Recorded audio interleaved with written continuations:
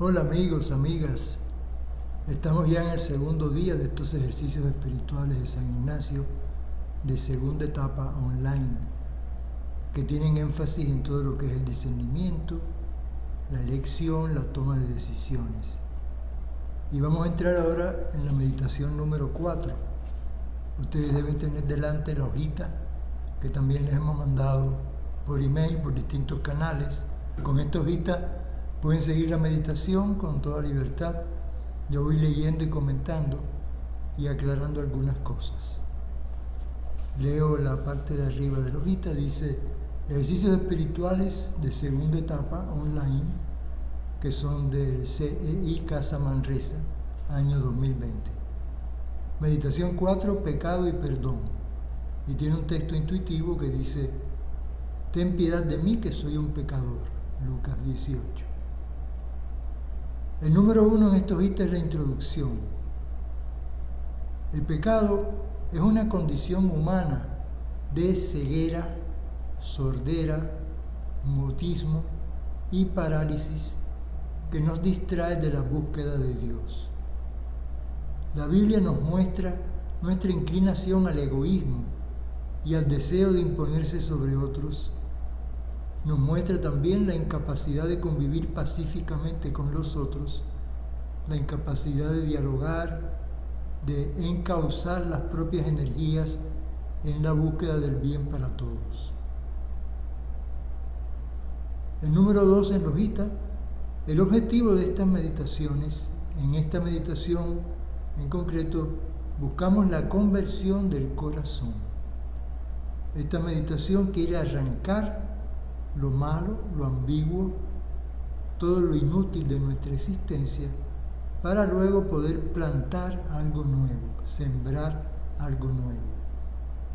Dios nos pide abrir los ojos, descubrir el mal que habita en nosotros, esa cizaña que alguien sembró, reconocerlo, repudiarlo, arrancarlo. Descubrir el mal que hago, buscar el bien y no hacer el mal, amar el bien y aborrecer el mal. Todo esto son frutos que queremos conseguir en esta meditación. El número 3 nos trae la petición. Recuerde que San Ignacio siempre nos invita a pedir algo concreto que queremos alcanzar, como la gracia específica de esta meditación. En este caso, pedir gracia para conocer internamente mis pecados y desórdenes, para sentir vergüenza y confusión y aborrecer el pecado. Fíjense que está subrayado con letra más negrita. Poder conocer internamente mis pecados y desórdenes, no de una manera superficial, sino profundamente, internamente, para entonces llegar a sentir vergüenza y confusión. Cuando uno conoce realmente sus pecados, le da vergüenza, se confunde. Y ese es el fruto que estamos buscando. Vergüenza y confusión para poder aborrecer el pecado. Pedimos gracia para decidir arrancarlo de mi vida y descubrirme después como un pecador perdonado. Ser perdonado por Dios. Comprender que soy un pecador perdonado y además llamado. Dios me llama. El número 4 es el texto de la Biblia en que nos vamos a fijar en esta ocasión. Es una parábola de San Lucas que se llama la parábola del fariseo y el publicano. Es cortica. Lucas 18, 9 a 14. Dice así: y refiriéndose a algunos que se tenían por justos y que despreciaban a los demás, Jesús dijo también esta parábola. 2 hombres subieron al templo para orar. Uno era fariseo y el otro publicano.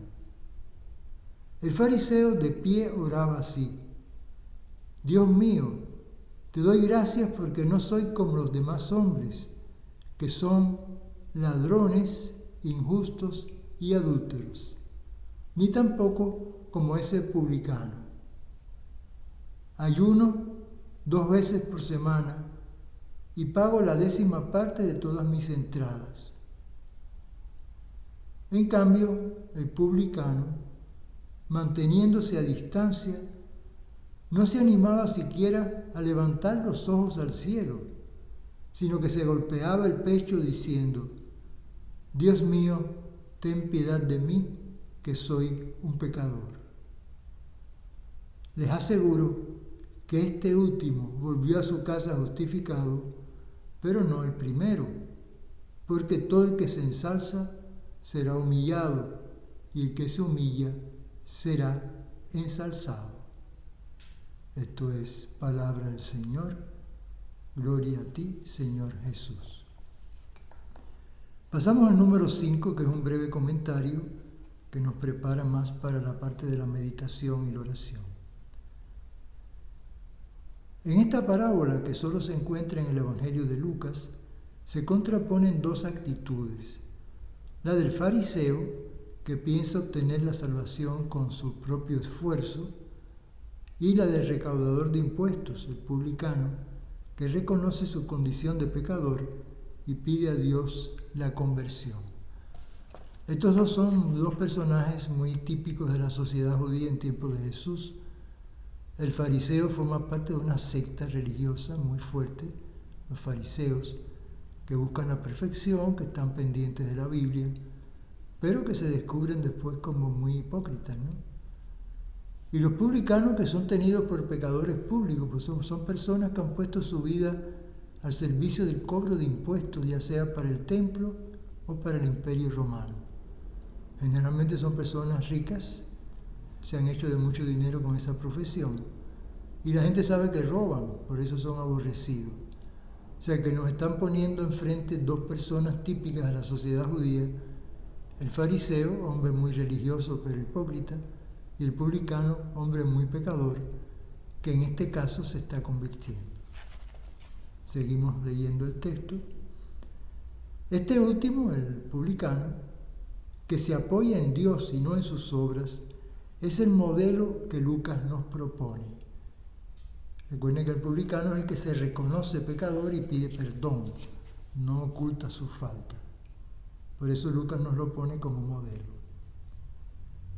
Y ahora la pregunta: cuando te acercas a Dios para rezar, ¿a quién te pareces más? ¿Al fariseo, que es orgulloso, altivo, autosuficiente, y que cree que le está comprando a Dios su salvación con el cumplimiento de las leyes? ¿O bien te pareces más al publicano, que con una actitud de humildad y confusión simplemente se reconoce pecador y pide perdón? Dos actitudes muy diferentes. Cuando te acercas a Dios para rezar, ¿a cuál te pareces más? ¿Al fariseo o al publicano? ¿Estás consciente de tus propios pecados o no te preocupas mucho por eso? Puedes hacer una especie de historia del pecado en tu vida. Para hacer esta historia pasamos al número 6, mis pecados personales. San Ignacio nos invita a recorrer el proceso de los pecados, o sea, traer a la memoria todos los pecados de mi vida, de año en año, viendo el lugar y la casa donde he vivido, el trato que he tenido con otros, el oficio que he realizado, etc. Luego nos invita a ver la malicia de cada pecado, cayendo en la cuenta del daño que hizo a otro o a mí mismo y evidentemente a Dios. Ahí está la malicia, hace daño a alguien. Pasando a la otra parte de la hojita, finalmente San Ignacio me pide ponderar, que es lo mismo que pesar o sopesar el peso del mal que he hecho, cayendo en la cuenta de mi pequeñez frente a la grandeza de Dios, el creador del universo. Dice Ignacio: ¿cómo es posible que Dios, los ángeles, los santos, la naturaleza, los animales, las plantas, el mundo en general, me haya dejado seguir viviendo y me haya conservado en la existencia a pesar de que he cometido tantos pecados? ¿Cómo es posible? A un examen de conciencia, pidiendo sentir vergüenza y confusión, arrepentimiento y dolor de los pecados. Hazlo delante de Cristo crucificado. Él está en la cruz por los pecados del mundo, incluidos los tuyos. Revisa en este último año áreas como las siguientes. Vamos a enumerar 1, 2, 3, 4, 5 áreas donde fácilmente uno ha caído en pecado y quizás no se ha dado cuenta. Por ejemplo, la falta de amor. ¿Cuántos han pasado junto a mí y no han encontrado en mí un corazón acogedor? Porque tuve hambre y no me diste de comer, Mateo 25. ¿Cuántas personas podrían decir, toqué tu puerta, me acerqué a ti y no me abriste tu corazón, no conté nada para ti? Esa es la falta de amor. El pecado de omisión. ¿Cuántas veces descubrí una necesidad y pasé de largo? Vivo de manera individualista, no hago nada por nadie, solo por mí mismo. Tapo mis ojos, no veo alrededor. Estos son pecados de omisión, algo bueno que pude hacer y no lo hice. La idolatría es el pecado que Dios reprocha constantemente a su pueblo en la historia de Israel. Idolatría es crear otros dioses fuera del Dios verdadero. Para nosotros, los de este siglo, se convierten en dioses cosas como el dinero, el prestigio, el poder, el placer, la diversión permanente, el consumismo. Muchas veces en ellos pongo mi salvación, en tener dinero o prestigio o poder. A ellos dedico tiempo, dedico atención y cuidado. Es como decir a Dios que Él no me basta, que me hacen falta otras cosas. ¿Cuáles son mis ídolos, los que ocupan mi atención y acaparan mi tiempo? A veces puede ser un yate, o puede ser una mansión, o puede ser un viaje, o puede ser un automóvil. Distintos ídolos se apoderan de nosotros. Eso es idolatría. El cuarto ejemplo, la mentira. Vivimos en ocasiones en la falsedad de presentar una imagen que no se corresponde con nuestra propia realidad. Nuestra vida se vuelve como un carnaval continuo, siempre con una careta que cubre nuestro verdadero ser. ¿Con qué disfraz me escondo más a menudo? ¿Cuáles son mis máscaras? Todo esto es el pecado de la mentira. Y el quinto ejemplo, la autosuficiencia. La gente ha perdido la referencia a Dios del horizonte de su vida. Como si dijeran, Dios no me hace falta, no lo necesito.